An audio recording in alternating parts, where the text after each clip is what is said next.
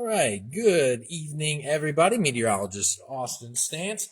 Just want to give you a quick look into your weekend forecast and what you can expect. So right now we're watching our Skywatch Storm Tracker. This is current over the last 12 hours.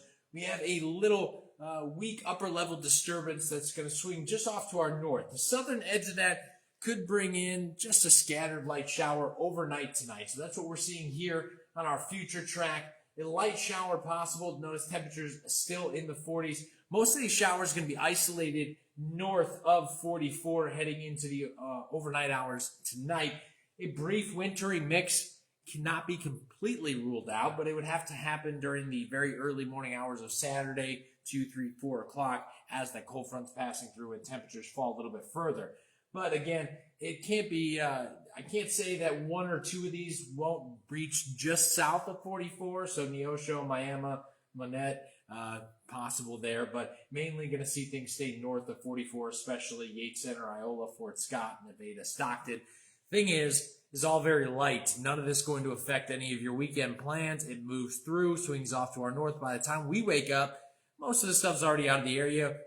Ground is still dry, so it's not going to have any travel impacts for you whatsoever. But here's a look going through the overnight hours. You notice cloud cover begins to clear out around 3, 4, 5 o'clock in the morning off to our northwest there.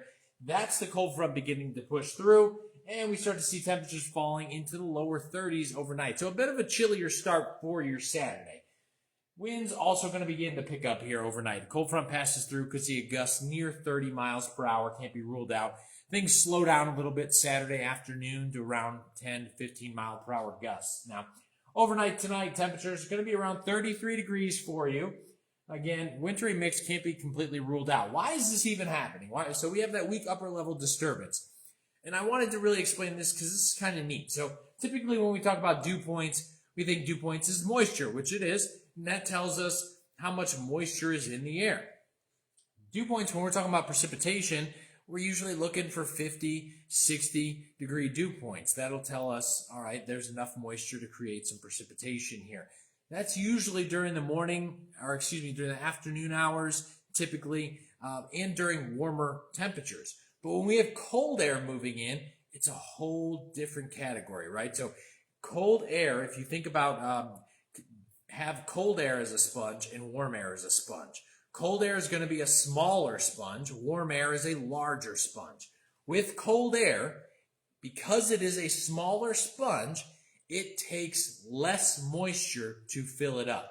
So even while these dew points are low, because it's cold air, it doesn't need the high dew points like a warm air sponge would because it needs more moisture to fill up. That's what relative humidity tells us. Relative humidity tells us how full the air is or how full our sponge is. So heading into the overnight, we're near 90% near Yates Center, Iola, Fort Scott, Nevada.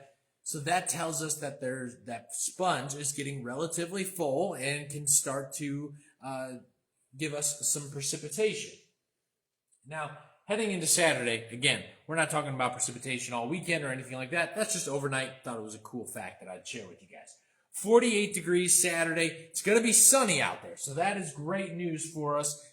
It's going to be a little bit breezy, and then heading into Sunday, a little bit cooler as well. So here's a look at your weekend forecast, 42 degrees Sunday. If you have one of those jackets, that's like the heavy jacket, and then you have the lighter jacket insert on the inside, that's a perfect jacket for this weekend. You'll start off, if you're out in the morning, you'll need the heavier jacket, but then you can take that off and just use the lighter insert later on once we get to around 48 degrees on Sunday. Hopefully you can see that and I'm not in your way. Now, looking ahead beyond the weekend, notice our flow coming out of the northwest. We have a brief system, fairly weak, that comes through Tuesday, Wednesday, but notice classic trough begins to develop here. Our flow now starts coming out of the north. That's going to bring cooler temperatures heading into the middle part of next week. So taking a look at your 7-day forecast.